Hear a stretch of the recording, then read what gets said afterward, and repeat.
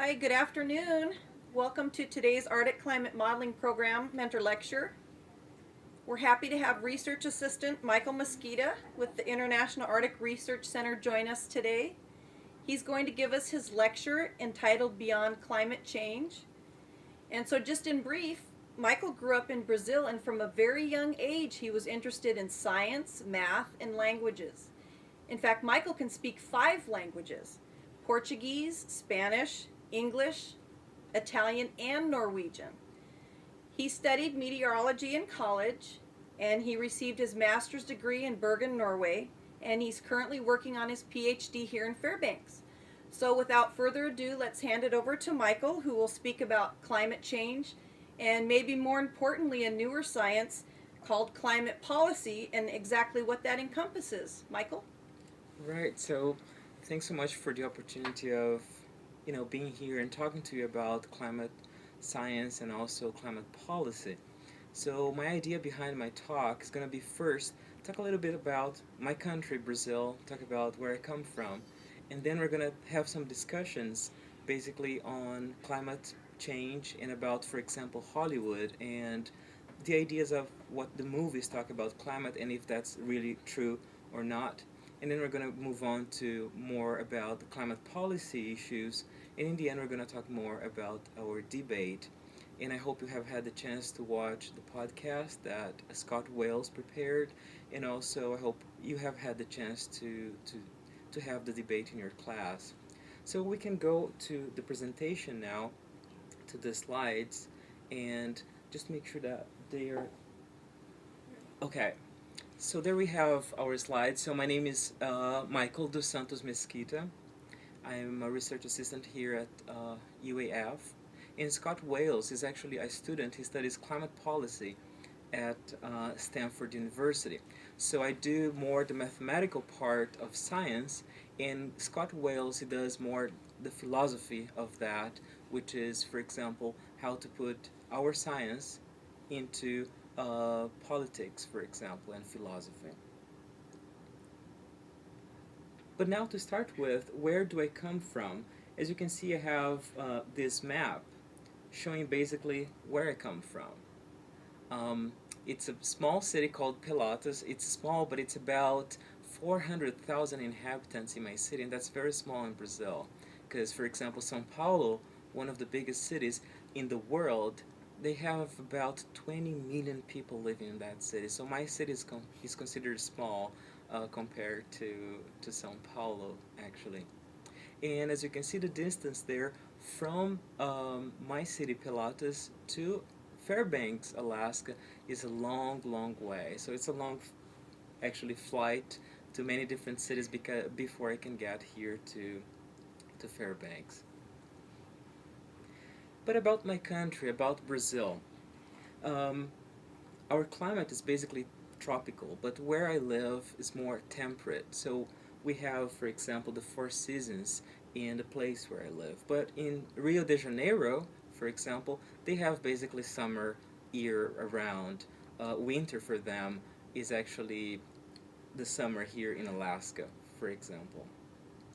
The population in Brazil is about 800 and 183 million people.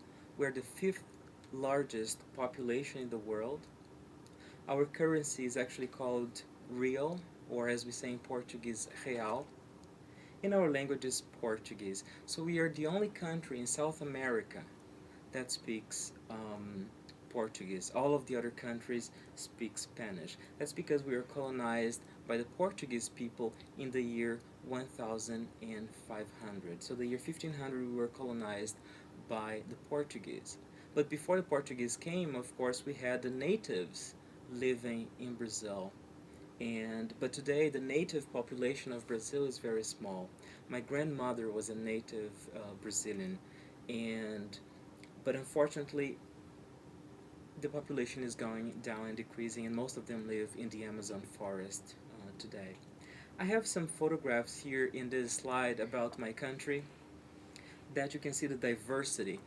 Some people think that Brazil is basically jungle, but it's not. Brazil is very cosmopolitan, very modern as well. So we have both sides of the cosmopolitan world and also about nature.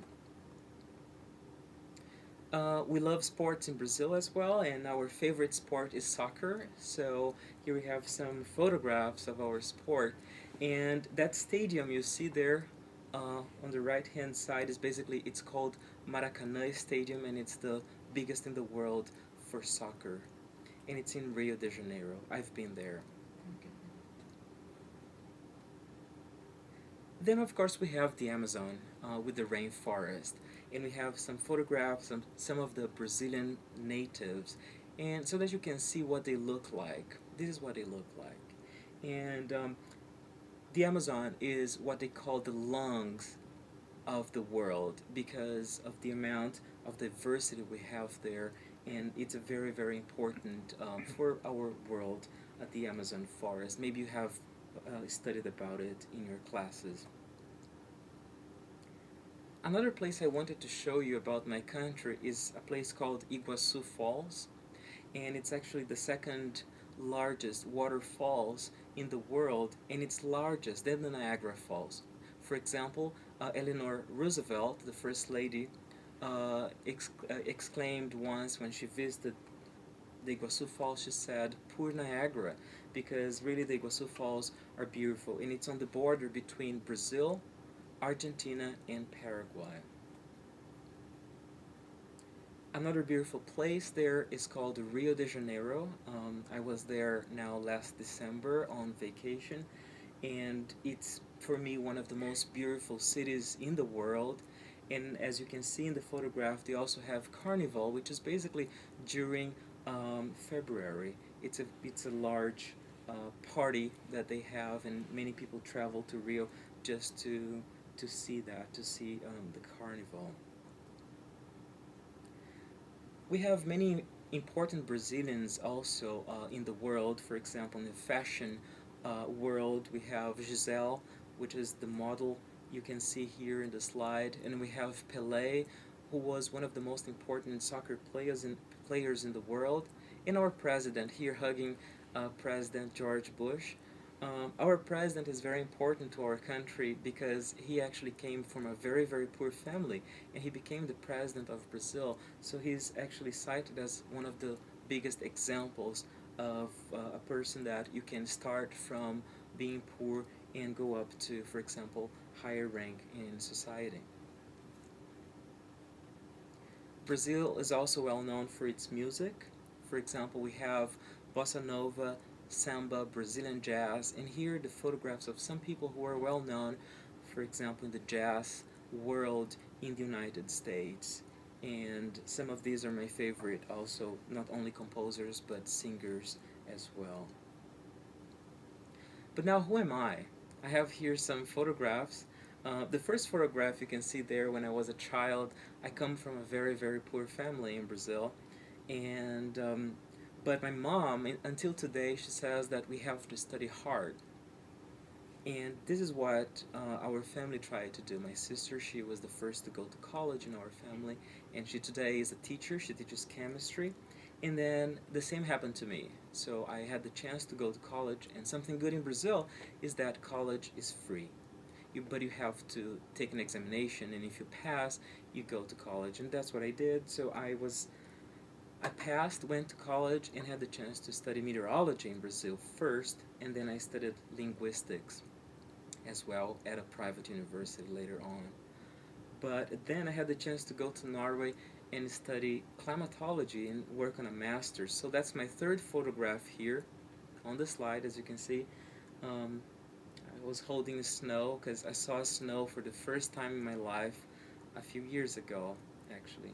So for me, snow was wonderful. It's something that we don't have in Brazil, so it's very exotic for me. The photograph in the middle is actually when I was in Brazil last year on vacation, and that's a place not so far from my house. My education background: in high school, I went to a technical high school, so I studied chemistry, so I'm a chemist technician from my high school. My undergrad, as I mentioned before, I studied meteorology and linguistics. Linguistics because when I was 7 years old, I wanted to study English so much, but it was so expensive to study that in Brazil. So I created in my head a language, and my language was Portuguese spoken backwards. I would speak like that, thinking that I was speaking English. And then when I was 16, I was able to go to a language school to study English, so I did. Then I traveled a lot to Chile and I learned Spanish in 15 days. Um, and then I would go to Chile every year and practice my Spanish. Another thing is that I studied Italian for 1 year and I could speak fluently after that. The same with Norwegian. When I went to Norway in 4 months, I learned Norwegian, and my summer job in Norway was working at the museum, guiding in the 5 languages that I speak, but even guiding in Norwegian after 4 months in the country. I also taught English at a language school and also at a high school for 5 years. I worked with kids from 5th grade until third year of high school in Brazil. So when I went to Norway, I went there to study to work on a master's in climatology and also in geophysics. So I got my master's, and that's actually some of the photographs that I took with my advisor, my co-advisor, another professor of mine. These people are very, very important in Norway in the climate research world, and I had the chance to study with them. Here's some photographs from Norway. The first one is a place in Norway called Svalbard, which is an island not so far from North Pole. So I was there in an ice cave and it was very interesting actually. Another photograph from Norway, from a place called Tromsø. Here from Bergen. Another picture from Bergen. Bergen. This is Trondheim, a beautiful city in Norway. Another typical, this is a restaurant actually in Trondheim, and it's typical to have the grass on the roof as you can see it. Trondheim again in Norway. And now in Fairbanks, so I'm a PhD student here working in the Atmospheric Sciences program. And my research actually is basically on storms in the North Pacific. And I also work as a journalist for the American Geophysical Union Atmospheric Sciences newsletter, so I write texts for them once a month, so we have this publication with some of my texts. Oh, I forgot to mention, let me go back here. That photograph was taken during the Yukon Quest here in Fairbanks a few, actually, weeks ago, and the temperature was like minus 40 degrees Fahrenheit, and that's really cold. But now, I mentioned to you that I work with storms. And this is something I wanted to discuss with you about the concept of storms and why my research is so important for Alaska. But to understand that, let's take a look at storms. What is a storm? You have there on the left-hand side the equator and the pole, and actually those boxes represent the temperature. So let's suppose that the temperature, the red box you see there, is very, very high at the equator. And at the pole, the temperature is very, very cold. So nature doesn't like that. For nature, basically, what nature likes is what you see on the right-hand side. The equator, not so hot, and the pole, not so cold. But when we have extreme of hot temperatures and cold temperatures, one way for our planet to deal with that is to create storms. So storms basically is just mixing of air. And after the storm is finished, what we see is that the temperature goes back to normal. The equator not so warm, and the pole not so cold. So this is why we have storms. So storms are actually very, very important for us. If we didn't have storms, then it would be very, very cold here in Alaska right now, and very warm at the equator. But at the same time, storms can be very, very dangerous. Again, how storms form? The red arrow you see there is warm air, and the blue arrow is cold air. So I told you that a storm is mixing of air, and this is what happens. Warm air moving that way, and cold air moving that way. In this mixing of warm and cold, we have the formation of clouds, and we have a storm. And as you can see, the storm is spiraling there because of mixing of air. It's just like when you have, for example, your coffee and sugar, and you're trying to mix that. It's the same with storms, but with differences in temperature. My job is to track the storms. I basically do tracking, and I can say, for example, since 1950 until today, how many storms we have had, and for example, if they're increasing, decreasing, and so on. So my job is to track, but I cannot do that manually, otherwise it would take me a long time. Many years ago, people used to do that, but not today, since we have computers that can do that for us. So my job is to develop and work with computer algorithms that identify storm centers, and then after some time passes by, these storm centers are tracked in time. So for example, on the map we have here, we have Alaska. It's very hard to see on this plot, but you have Alaska on the right hand side, on the right top hand side, and then you have part of Russia on the left hand side. The letter L that you see there are the centers of the storms. The same when you see, for example, the weather forecasting on TV, that you have L meaning low or high meaning a high pressure system. So for us, low pressure system would mean a storm, and that's the center of the storm. One problem that we have is that, as you can see, that's the center of the storm, and I track that with computer algorithms. However, you can see that the influence of the storm is not only its center, but it's spread out. So sometimes we're tracking a storm that passes through Alaska. However, it's also distance away from this low pressure system. You have, for example, winds, let's suppose in Nome, or this storm, as it's moving across the ocean, it's also developing waves or storm surges that will cause, for example, flooding in Nome and other parts of Alaska. So this is something I'm trying to understand in my research now is, for example, how far away from the center of the storm does it have an influence over Alaska? And this is very important for what we're doing here and to understand more, because Alaska has big problems with storms and also storm surges. For example, why is this work I'm doing important? There we have a photograph from Shishmaref on the top left hand side. As you can see, it's a big problem in Shishmaref, coastal erosion, because the storms come and they cause actually the ocean to react because of that difference in pressure, and that reaction forms waves, and the waves go towards the coast of Alaska. And those waves are so strong that they're destroying actually the coastline. So Shishmaref is a community, for example, that people are debating and talking about moving to another place. And it's very sad because people build their homes there and then they have to move. Another photograph is that ship, as you can see. For example, let's suppose you have a family member or a friend that works as a fisherman, and they have to go to the sea and they have to go fishing. So if a storm comes and the person is there trying to go fishing for their survival, to be able to use that, and then a storm comes, it can be very, very dangerous. So if we go back to the photograph there, we can see that a ship that size can capsize easily depending on the conditions of the sea that we have. So my research is important because the more we know about storms, the more we know about them, the more we can predict.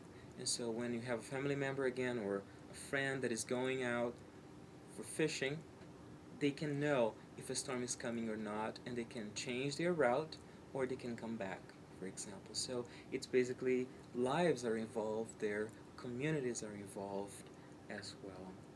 So my research is not related to tsunamis, for example, because tsunamis are different. It can involve earthquakes, for example, the bottom of the ocean that can cause huge waves. My research is not related to that, but it's more related to waves caused by storms moving into the North Pacific, for example. Then if we go to the next slide here, we come to climate change. So again, my work is with storms, and I want to know if storms are increasing, decreasing, and why, and climate change is also involved in there. Sometimes we go to movies and we watch movies talking about storms or about climate change. And Hollywood talks, a lot about that, and the idea as well is to get a lot of money by producing wonderful movies. And I really like movies, and I like Hollywood movies as well. But some of them talk about climate change in a way that sometimes we have to ask ourselves, would that be possible or not? Or is it just a Hollywood movie? I'm going to talk a little bit about that first, and then we're going to go into climate policy with the Scott Wales podcast. I'm not going to play the podcast for you because I hope you have watched it, but we're going to work on our debate from there. But the Hollywood, I'm going to show you a little movie about um, a film that was made some years ago. And I want you to ask yourselves while you're watching that movie, is that possible to happen? What you're going to see now, is it possible to happen or not? And then we're going to discuss that afterwards. So let's go here and watch this short film.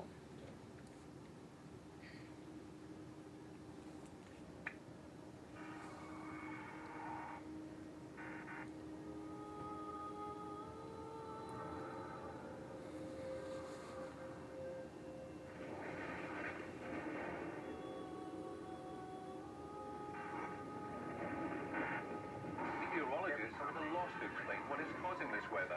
Why it has taken them by surprise. That sudden drop in temperature has happened an hour ago. Mexican officials closed the border in the light of so many U.S. We prepare to go live to Los Angeles. What you see is happening now. Look over there behind me! That's a tornado! Yes, a twister! This is just massive.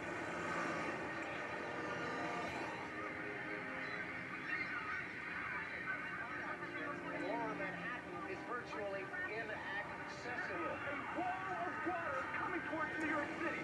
Everybody, get out of here!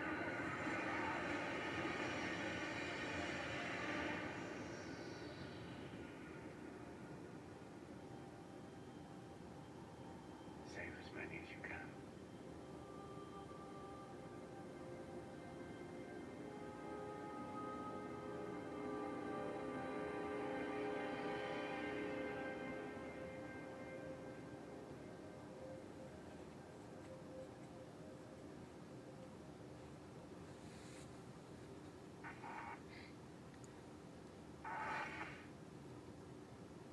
Okay, so this was the commercial for the movie The Day After Tomorrow. I'm not sure if some of you have watched that movie or not, and I hope you have had the chance to watch it. But as you could see there, the movie talks about global warming. So the world, the temperature in the world increasing. And then after global warming, we have freezing of part of the world. As we can see there, for example, New York freezing.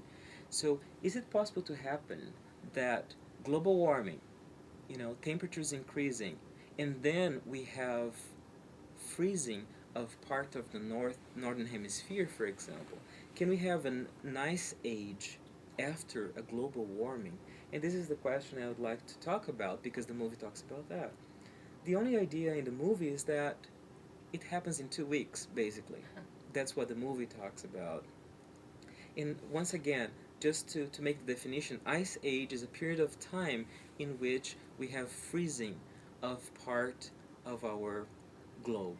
In this case, the northern hemisphere. So it's a period of time, and it has happened before. But is it possible to happen in 2 weeks? So let's go to our next slide to answer that question. This is the Gulf Stream. The Gulf Stream, as you can see there, the United States and Florida on the left-hand side. And the Gulf Stream is basically the warm current in the ocean moving from Cape Hatteras, from Florida, up, as you can see, to Europe and Scandinavia.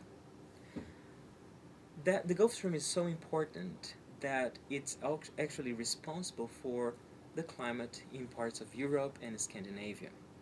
And it brings warm waters to the northern hemisphere. If we didn't have the Gulf Stream, we wouldn't have warm water being brought to the northern hemisphere, and then what we would have freezing. So, for example, if the Gulf Stream didn't exist, New York would probably be frozen right now. Some people say that when we have global warming, the sea ice you see in the North Pole would melt, and with melting of sea ice would mean that we would have extra fresh water in the ocean.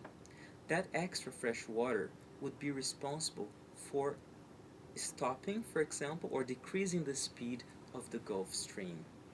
Because the Gulf Stream is actually warm water going to the North Pole, let's say, or going to Europe or Scandinavia. When it gets there, it delivers that warm water to the atmosphere to warm the climate. And then it cools and it goes down. As it goes down, it travels at the bottom of the ocean to other parts of our planet.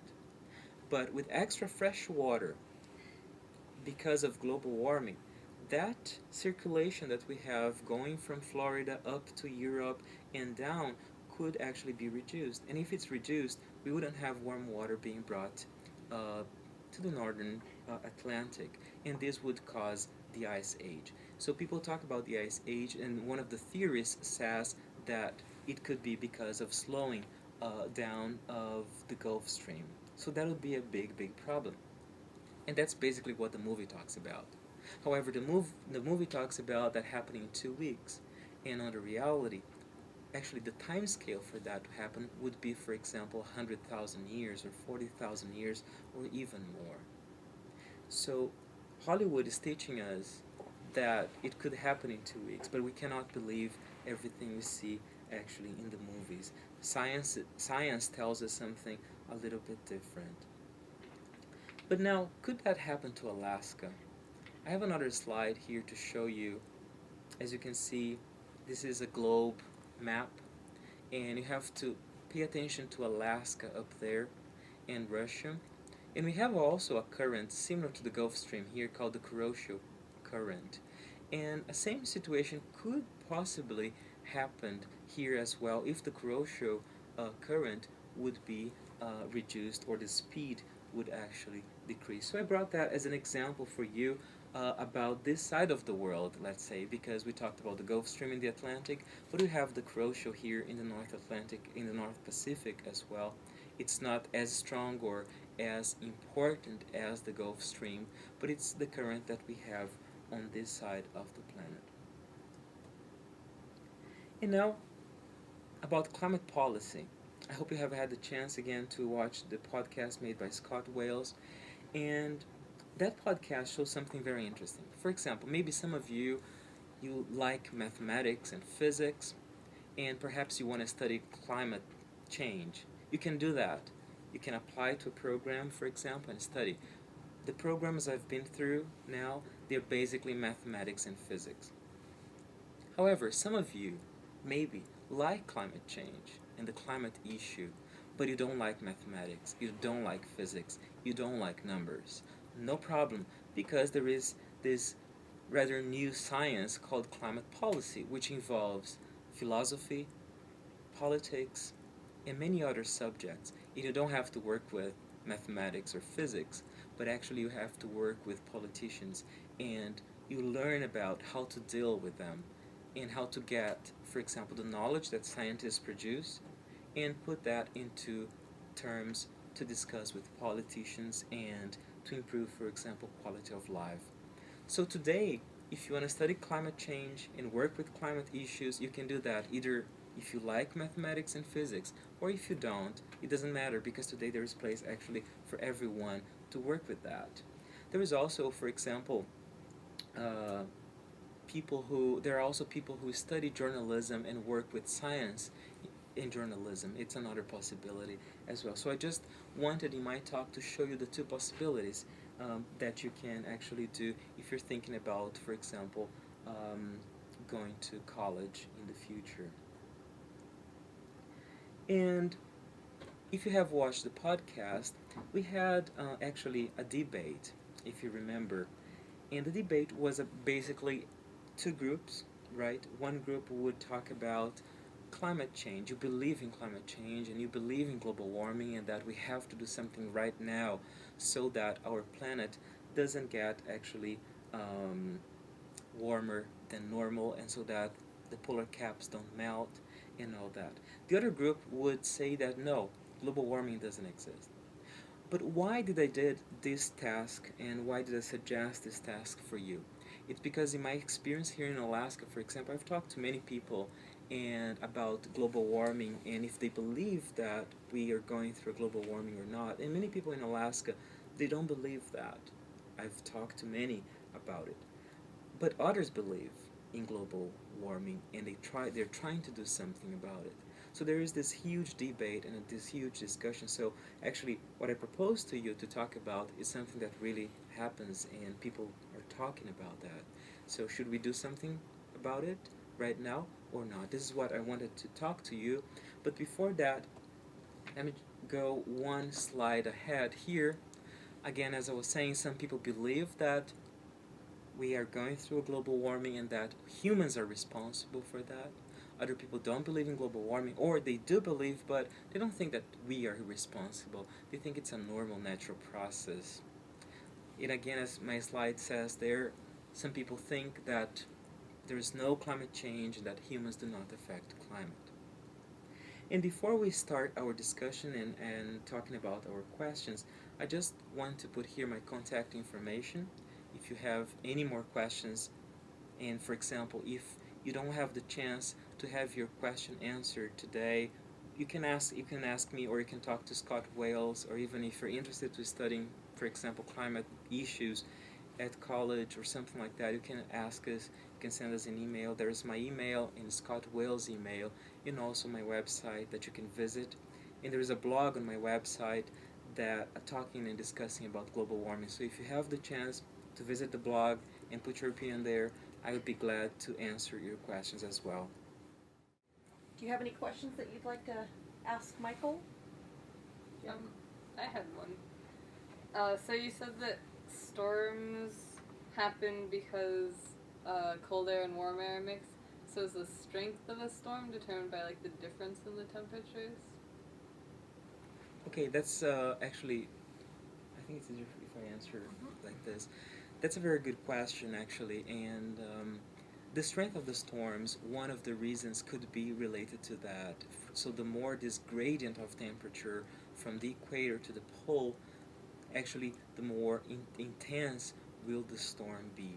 So for example, that's why winter storms are so intense, because what happens in the winter time is that in the North Pole and northern latitudes we have very cold temperatures because of the winter, and then at the equator we have warm temperatures, so that gradient is very, very, very high and the storms tend to be more intense as compared, for example, to summer storms that are not so intense, because of the fact that in the summer that gradient of temperature is not so high.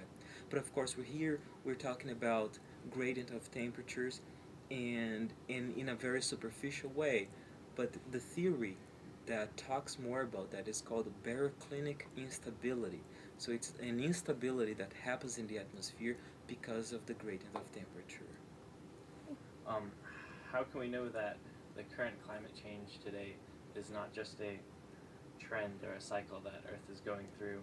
For example, I have read about a trend in the 1500s or 1400s where the recorded temperature supposedly went through a 3 or 5 degree Celsius temperature change. How do we know that this could not just be another passing occurrence? Okay, there are many theories that talk about the different cycles that our planet goes through. For example, one of these theories is called the Milankovitch theory, that says that because of the differences in the orbital position of Earth in space, we could have more or less sun radiation, for example, coming to Earth, and that would affect our climate because, for example, of the ice ages we had before. But his question, and what's your name again?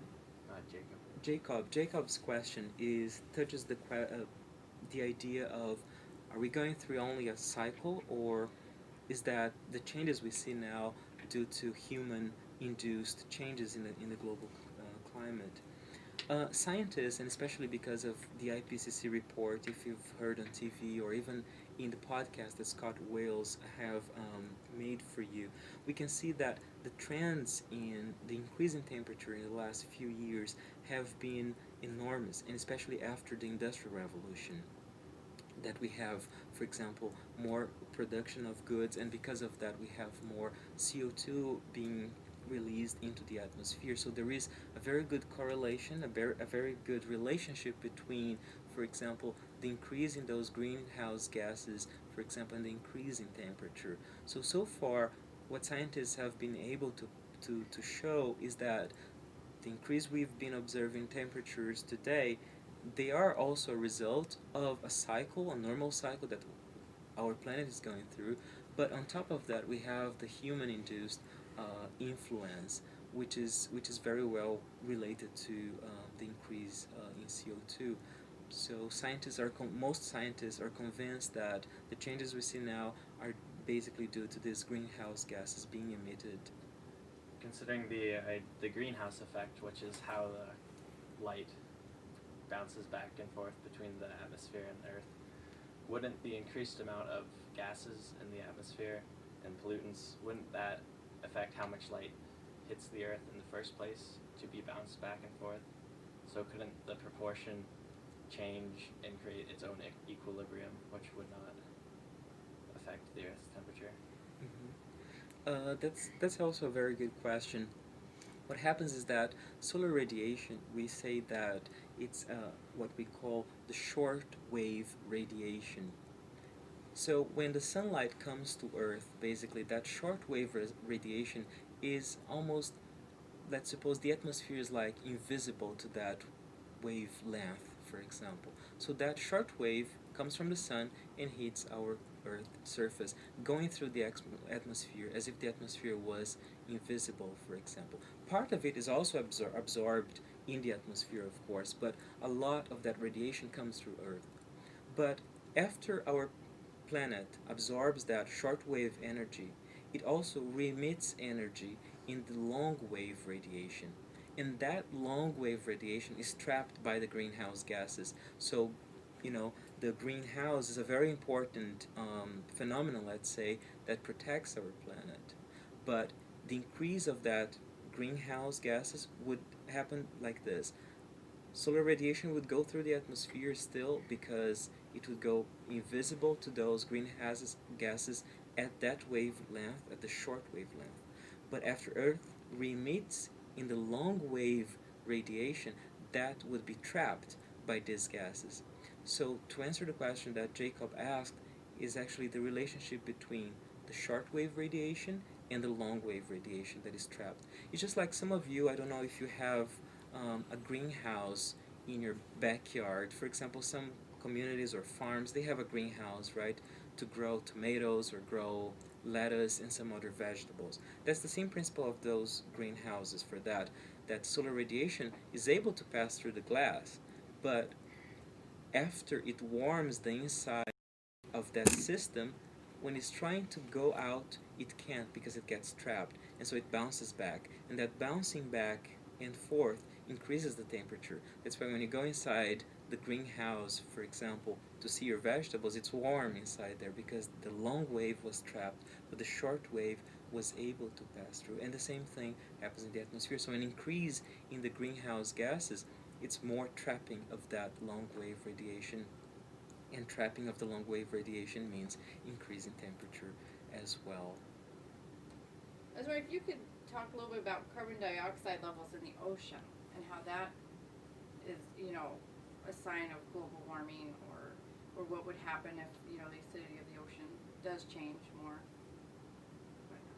Okay, so about the ocean and carbon dioxide, so many scientists talk about that today as a way. There are many projects, even in Norway, they have some projects about being able to get the extra CO2 we have and put that into the ocean as a storage for CO2, and that would be good because we would decrease the amount of CO2 we have in the atmosphere today. But one of the biggest problems we have is that by putting more CO2 uh, into the ocean, we have an acidification of the ocean, and that wouldn't be good for biological terms, because more acidification of the ocean would change our whole biodiversity that we have there. And also by change that, we wouldn't be able to have more uptake of CO2.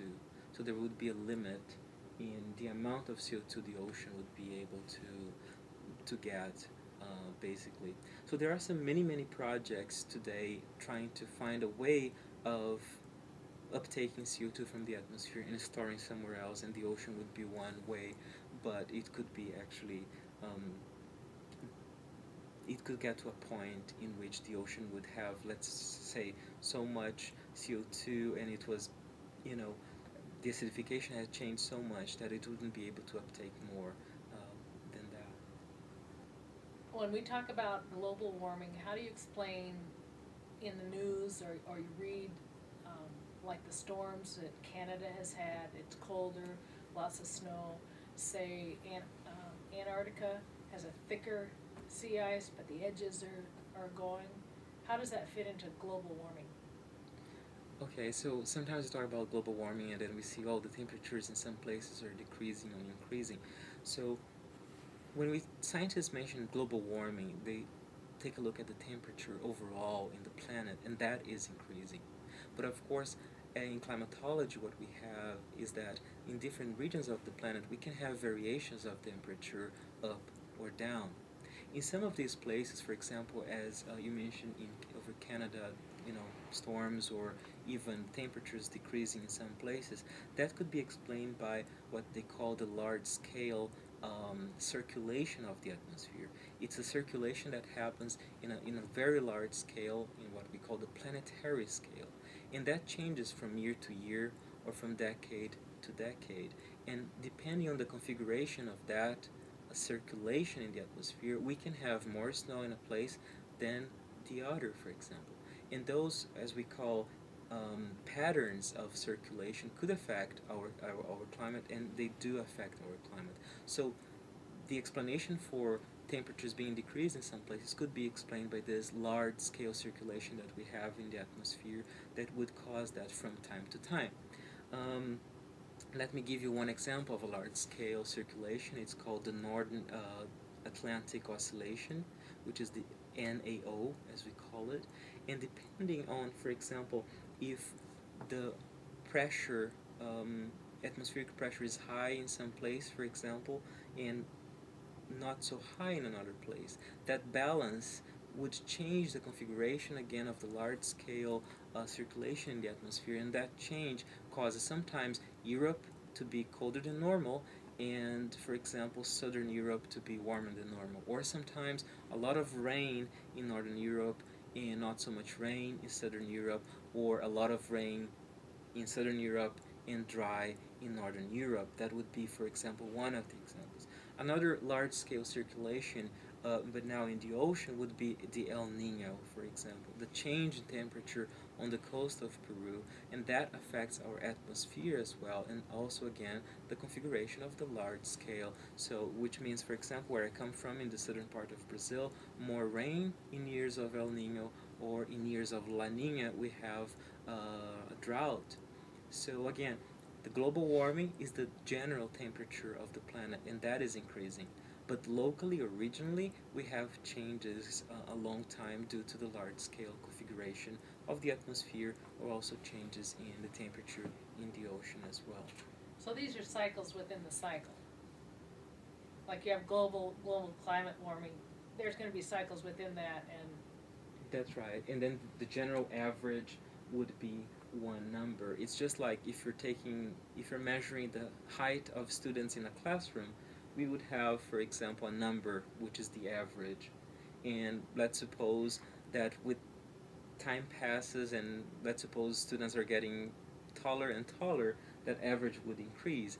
But from student to student, we can have variation, one student being shorter than the other and so on. But on average, we have that number which is showing that in our global warming terms is basically the average of